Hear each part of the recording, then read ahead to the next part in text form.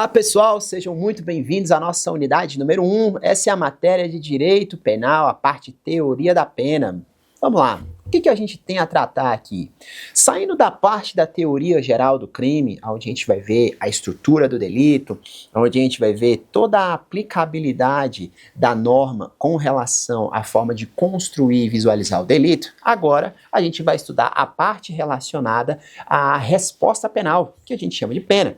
É isso mesmo, ao longo dessas 6 unidades, a gente vai verificar aí forma de aplicação, teorias que são aplicáveis, a matemática que é feita e assim por diante, tá? Então acompanha comigo, porque nessa unidade número 1, a gente vai tratar aí da parte histórica, como é que a pena surgiu, quais são então as teorias aplicáveis, quais são então as classificações, quais são as penas permitidas e assim por diante. Então segue comigo.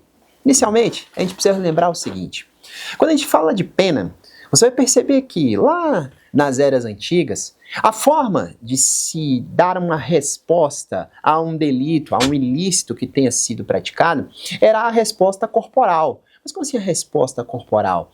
É porque quando eu tinha isso sem divisão no cível, no criminal, era sempre da mesma maneira. Ou seja, quando eu tinha alguém que tinha uma dívida, ou que eu tinha alguém que tinha praticado um furto contra outra pessoa, essa pena era aplicada no corpo da pessoa. É isso mesmo.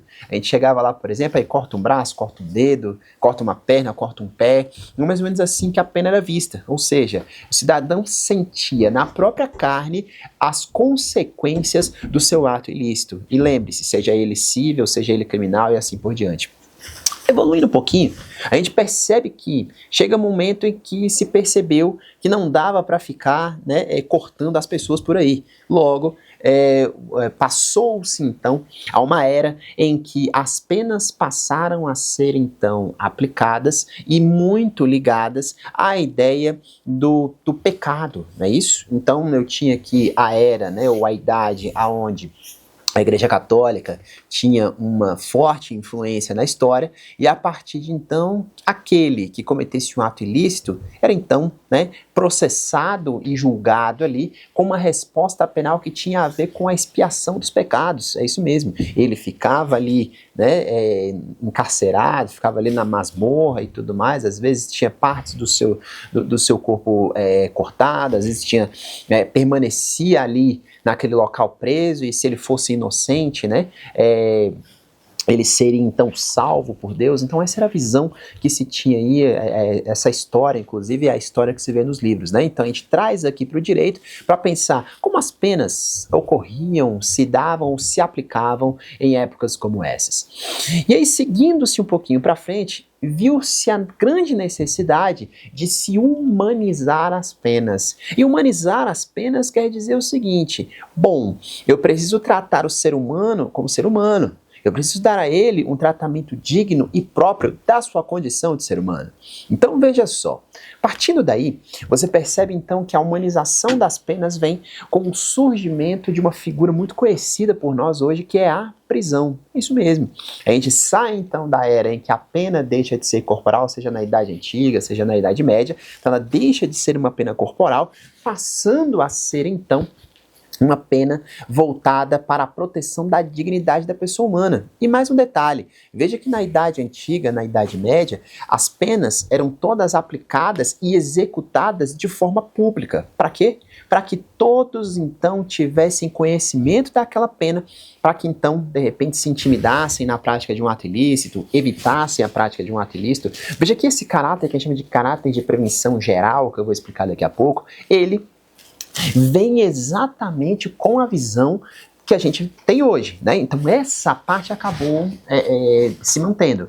Como assim? Não, cortar as pessoas, por exemplo? Não, mas que a aplicação e a execução da pena seja feita de forma pública, Para que todos possam ver e então perceber aí o caráter ilícito do fato e tentar se regular dessa maneira. Então a pena veio, ou vinha nessa época aí, essa parte preventiva dela, vinha com uma ideia de controle social mesmo, Eu fazia o controle da sociedade através de alguns exemplos, digamos assim. E aí, seguindo, eu falava então da parte da humanização das penas. Então, né, no pós-guerra aí viu-se então a necessidade de se humanizar penas, né? Tanto é que foi até criada lá a ONU, e sendo criada a ONU, a Declaração Universal dos Direitos do Homem, aonde eu tô ali, né, sintetizando aquilo que do fim da Idade Média para a Idade Moderna se percebe então que eu estou humanizando as penas, saio da aplicação da pena corporal e agora eu aplico a pena corporal de uma maneira diferente. Ao invés de cortar as pessoas, eu vou encarcerá-las. E como eu falava, surgiu então a prisão. Veja que, logo de início, os estudiosos da criminologia, os estudiosos do direito penal, os estudiosos da execução penal como um todo, e principalmente dos direitos humanos, começaram a perceber o seguinte: bom, a prisão, ela resolveu o nosso problema em relação à questão de cortar pessoas e aplicar a pena na própria carne. Entretanto, ela deixou, né, ela falhou de ser efetiva, na verdade ela deixou de cumprir a finalidade para a qual nós a criamos.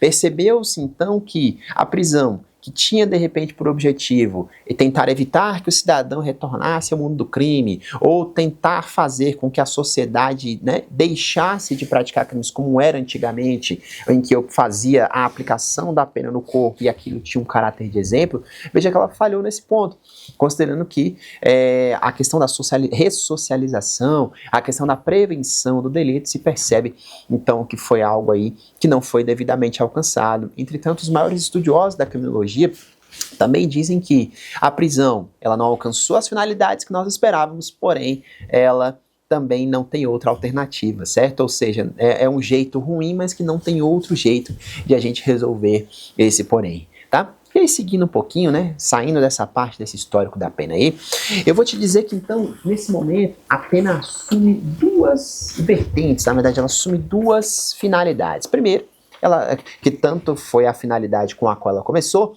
é que você vai ver que a pena, ela assume então um caráter retributivo, né? A pena, então, ela tá aqui agora para que eu devolva, né? Fica parecendo um quê de vingança, né? Você fez X com tal pessoa, eu consigo então te devolver aquilo que você fez. Então a visão é mais ou menos essa, o caráter retributivo, é aquele caráter em que você paga na mesma moeda, né? Tem até um brocato famoso no direito, que se fala, né, ao mal do crime, o mal da pena. Ou seja, para todo ato ilícito que você tiver praticado, eu tenho aqui uma pena, uma resposta penal que você vai receber na mesma medida do que você fez. Então, caráter retributivo. Entretanto, veja que, com essa ideia de caráter retributivo, eu percebo que a minha pena fica com uma finalidade voltada para uma devolução daquilo que foi feito, digamos assim. Entretanto, eu não consigo, a partir daí, evitar que haja uma reiteração, uma repetição de condutas criminosas por aquele que foi preso.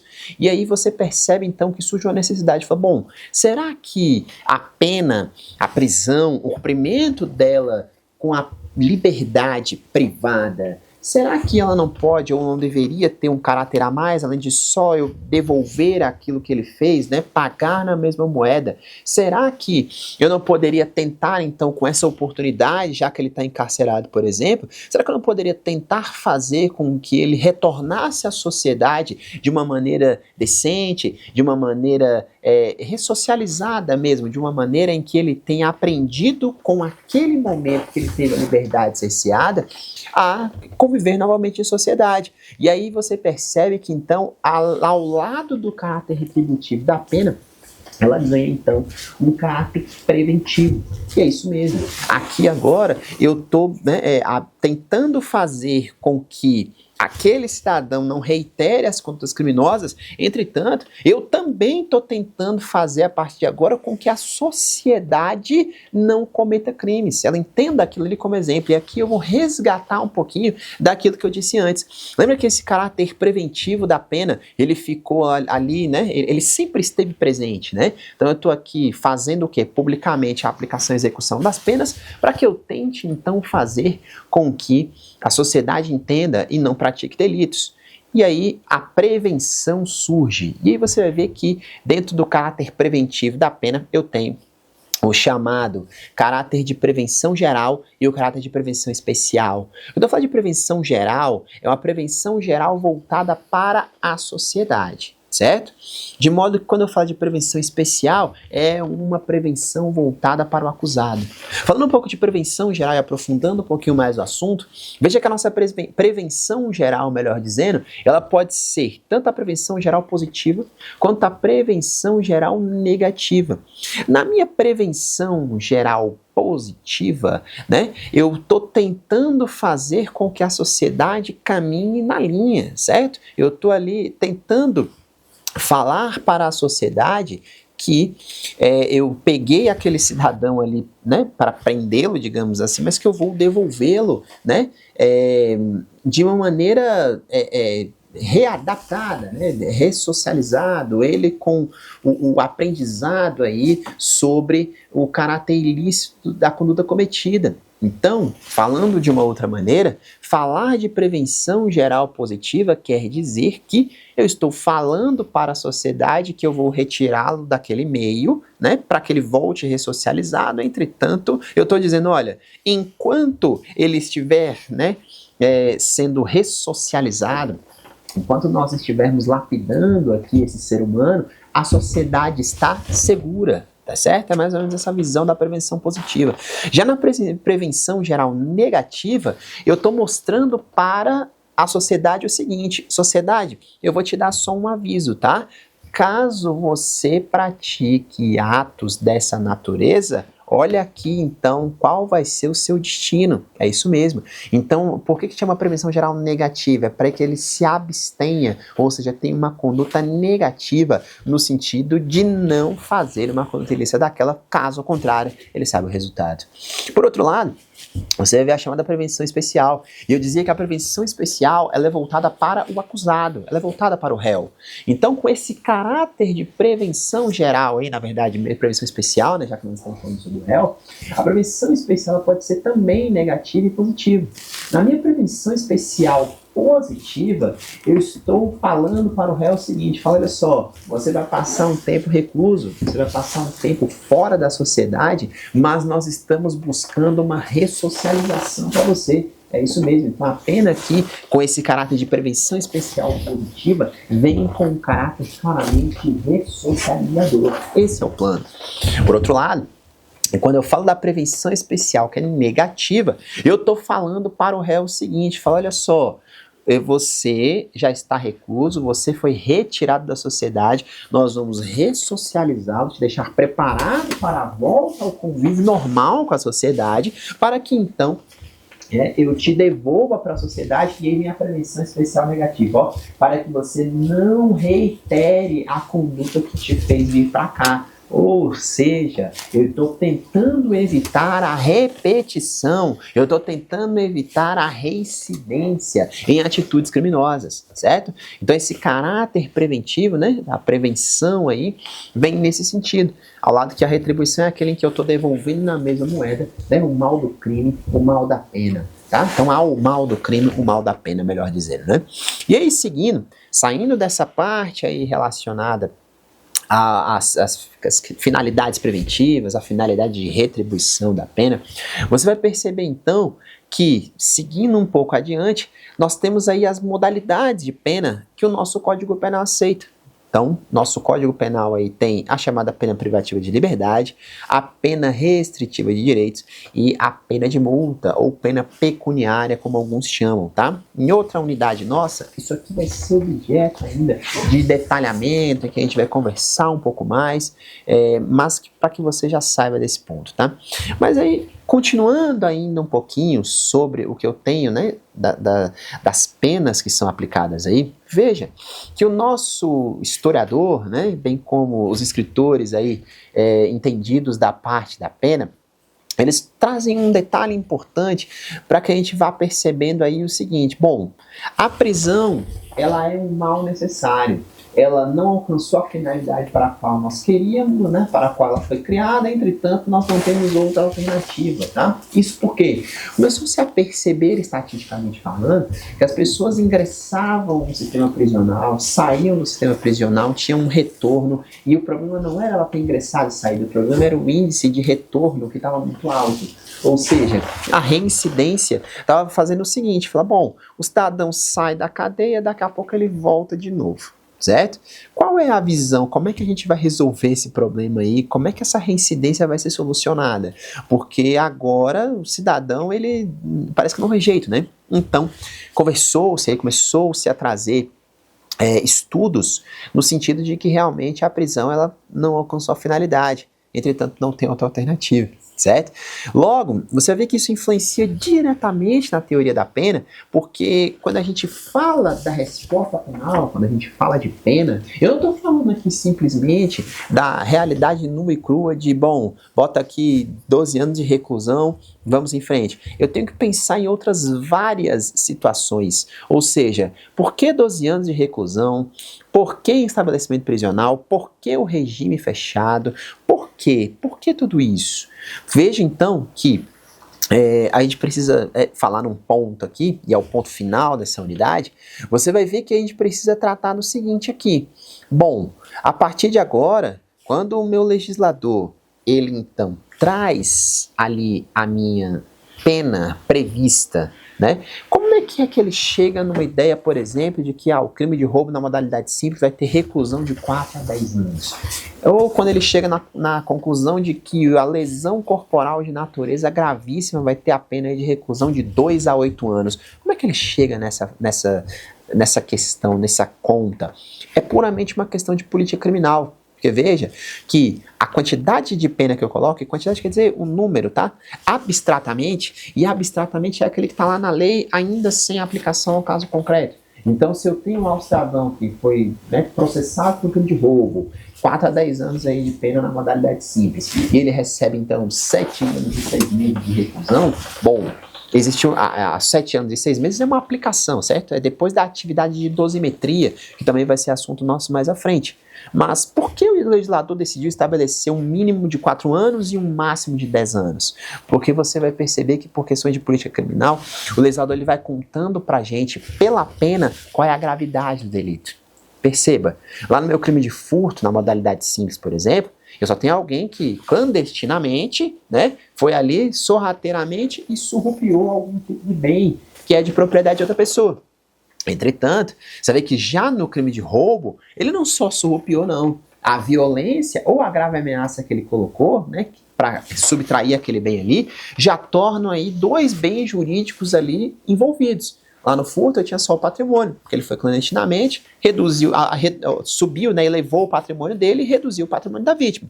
Ao passo que no crime de roubo, eu aumentei o meu patrimônio ilicitamente, eu diminuí o patrimônio da vítima, só que além disso, o que eu fiz a mais com a vítima? Eu coloquei nela um terror. Então a vítima teve a sua liberdade pessoal violada, tá? Então violei a liberdade pessoal da vítima, violei o patrimônio dela. Logo, olha que questão lógica. Se eu violei mais bens jurídicos, ou se eu violei bens jurídicos que são mais caros aí para o direito, nada mais justo, mais inteligente e lógico do que eu fazer o quê? Colocar uma pena que seja maior, certo? Então perceba, o furto 1 a 4 anos, simples, ou o roubo simples, 4 a 10 anos, olha a diferença. Então essa questão de patamar mínimo e máximo da pena aí, ele tem a ver com uma questão de política criminal, certo? Veja que recentemente nós tivemos aí uma alteração em que o delito de feminicídio passou a ser um delito autônomo. Por quê? Porque ele era uma das qualificadoras do homicídio. Então ele estava lá no inciso 6 do parágrafo 2º do artigo 121. Estava lá no rol das demais qualificadoras do homicídio.